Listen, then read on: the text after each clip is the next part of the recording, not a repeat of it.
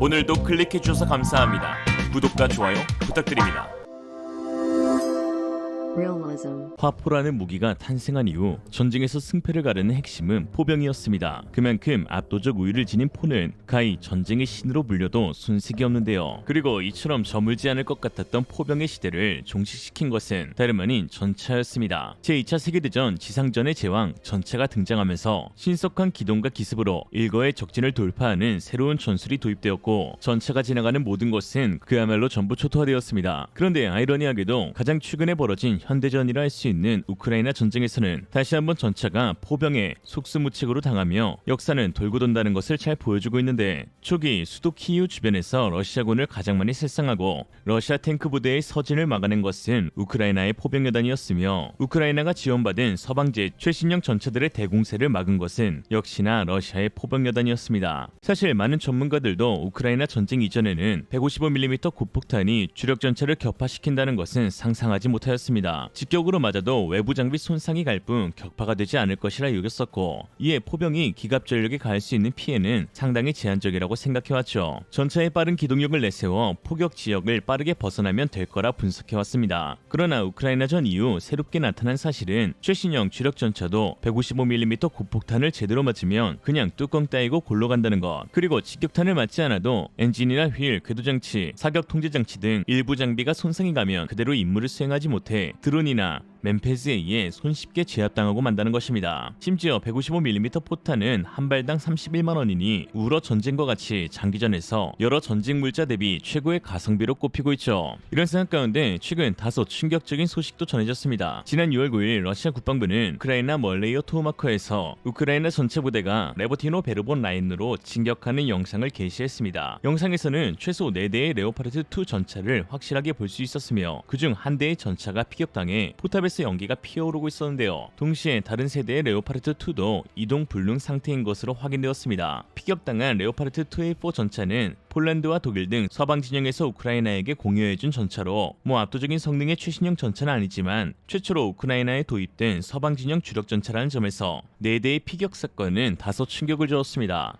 영상을 보면 한 가지 의문이 드는 점이 있는데, 일렬 행진도 의아하지만 비산조차 안하고 붙어있어 대열 간격이 매우 비좁다는 것을 알 수 있었습니다. 특히나 해당 지역은 지뢰지대였기 때문에 속도를 높일 수가 없었고, 이를 멀리서 유유히 지켜보던 러시아 포병부대의 무인기가 좌표를 실시간으로 보내주자 머지나 러시아포들의 포탄이 떨어졌고 우크라이나 전차는 속수무책으로 당할 수밖에 없었죠. 사실 레오파르트의 문제라기보단 최근 실전에서 드러난 포병의 운용성과 위력이 더 주목받고 있습니다. 포병은 변함없이 전쟁의 신이었고 이제 드론까지 가세하니 도저히 막을 수 없는 화신으로 변해간 것이죠. 이런 상황 가운데 전세계 최고의 포병대대 4단 전력을 보유하고 있는 포에 살고 포에 죽는 한국은 이번 우러 전쟁을 통해 다시 한번 포병의 중요성을 인식하고 있습니다. 특히나 한국과 같이 적선국과 국경이 맞닿아 있는 나라는 그 어느 때보다도 포병 전력 구축이 시급한 상황인데요. 우리나라 입장에서는 딱히 뛰어난 정찰 자산이 투입되지 않아도 수많은 포병과 좁은 지형을 이용해 그냥 시차 화막만 형성해주면 중국 전차는커녕 보병조차도 진입하지 못하거나 진입 후 계획에도 없던 갈래길로 접어들 수밖에 없습니다. 최근에는 드론 정찰과 포병의 조합이 전쟁의 판도를 바꾸고 있는데요. 드론이 멀리 떨어져 있는 포병 부대에게 적의 정확한 위치를 전달하여 정밀 포격을 요청할 수 있습니다. 이러한 전술은 이미 널리 알려져 있어 최근 드론 강국인 터키마저도 실전에서 이와 같은 방법을 사용했는데요. 터키는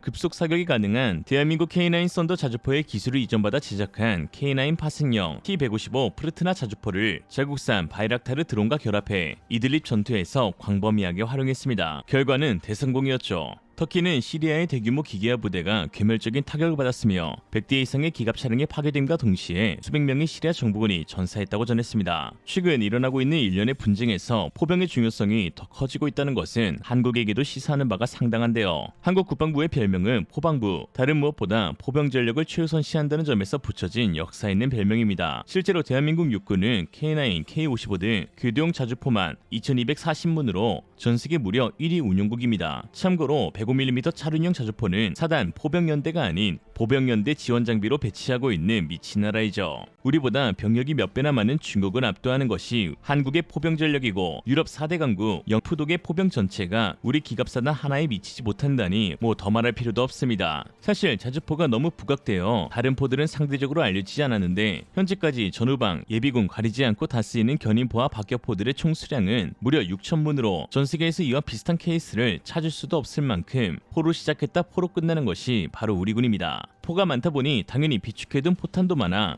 최근 155mm 포탄 50만 발을 주문 즉시 배송해주어 전 세계가 깜짝 놀라기도 하였죠. 사실 한국군이 이처럼 포방부의 별명을 가질 만큼 포병에 집착해온 이유는 국토가 좁고 산이 많은 한반도 전장 환경상 포병을 통한 화력전이 방어와 공격의 승패를 좌우하는 결정적 요인이 된다는 판단하에서입니다. 또한 현재까지도 전쟁이 끝나지 않은 한국은 상시 전력화를 준비해야 하기 때문에 이러한 화력의 이면에는 6.25 전쟁이 남긴 슬픈 트라우마가 있다고 할 수 있죠. 1950년 북한 김일성 군대가 기습 남침을 감행했을 때 38선을 지키던 국군은 북한군의 압도적인 포병 화력에 맥없이 무너져야만 했는데요. 낙동강 방어선까지 호퇴한 뒤 전력을 정비해서 반격할 수 있었던 것도 미군의 막강한 포병 전력과 공중 폭격을 통해 화력전의 우세를 점했기 때문이고 그 뒤로 한국은 강력한 포병 전력과 화력만이 우리나라를 지킬 수 있는 수단이라고 굳게 믿게 되었죠. 그래서 나온 말이 움직이냐 포 달아라, 포가 있냐 바퀴 달아라. 한국의 대표적인 포 전력은 단연 K9 자주포를 꼽을 수 있습니다. 한국을 넘어 전세계 베스트셀러로 이름을 알리고 있는 K9은 전세계 최고 최다의 수식어를 싹쓸이하면서 명품 자주포로 불리고 있는데요. 최근 폴란드와 인도 등 대량 주문이 쏟아져 전세계 자주포 시장 점유율 80%에 육박하는 놀라운 성과를 내고 있기도 합니다. 하나디펜스의 해외 영업센터장을 맡고 있는 김대영 전무는 현재 로키드 마틴과 함께 1조 원대 영국 육군 차세대 자주포 획득 사업인 MFP에 참여할 계획이라며 여기엔 K9을 한 단계 업그레이드한 버전인 K9A2를 내세울 생각이고 이것이 성사된다면 자주포를 세계에서 처음 만든 나라에 수출하는 신기원을 여는 셈이다 라고 했습니다. 한국이야 뭐 후발주자였다가 선두주자로 나선 분야가 워낙 많기 때문에 K9 역시 안정적으로 경쟁자들 속에서 1위 자리를 유지할 수 있을 것으로 보이는데요.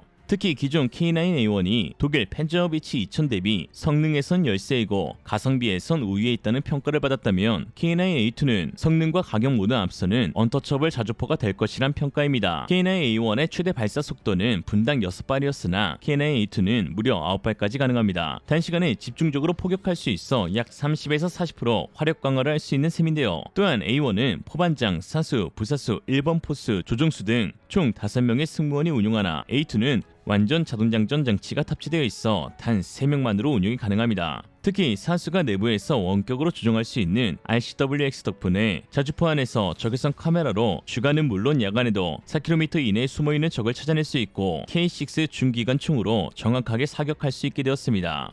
조준도 물론 컴퓨터로 인해 자동으로 가능하죠. 지금처럼 사수가 K6 중기관총을 쏘기 위해 포탑 위로 머리를 내밀거나 하는 위험을 없앨 수 있습니다. 지금도 놀라운 수준의 K9 자주포인데 최근 국방부가 또 한 번 상상치도 못한 소식을 전해 충격을 주고 있습니다. 국방과학연구소는 기존 소총용 탄환 향상 기술을 개발해내었는데 포방부가 이를 포착 검토하다가 급발진하여 야 이거 방공, 포병, 항공까지 확대 적용하자 한 것입니다. 탄환 향상 기술의 개념은 탄두의 팁부분을 강성이 우수한 텅스텐 또는 텅스텐 합금으로 제작하고 탄두 끝부분의 형상을 초공동 어뢰 이론과 같이 공기 저항을 줄여 유효 사거리와 타격 성능을 대폭 향상시킨 기술입니다. 현재 군에서 운용 중인 5.56mm 나토탄의 위력이 방탄복을 관통하지 못한다는 문제를 해결하기 위해 개발되었는데 이번에 개발된 5.56mm 신형탄은 무려 6.5mm 강철 장갑판을 관통하는 데 성공하였고 7.62mm 신형탄은 1km의 거리에서 장갑판을 관통하는 데 성공하였습니다. 이게 K9 자주포 성능과 도대체 무슨 관계냐 하실 수 있는데요. 국방부 보고서에 따르면 소화기탄에 적용된 이 기술이 방공, 포병탄 등의 확대 적용이 가능한지 검토하고 있는 것으로 드러났다는 것입니다. 군 관계자에 따르면 155mm 포탄에 적용할 경우 사거리가 무려 3배 이상 늘고 정확도와 관통력, 파괴력이 모두 수배로 향상될 것이라 했습니다. 즉 120km 이상 발사할 수 있는 포탄이 개발된다는 것이죠.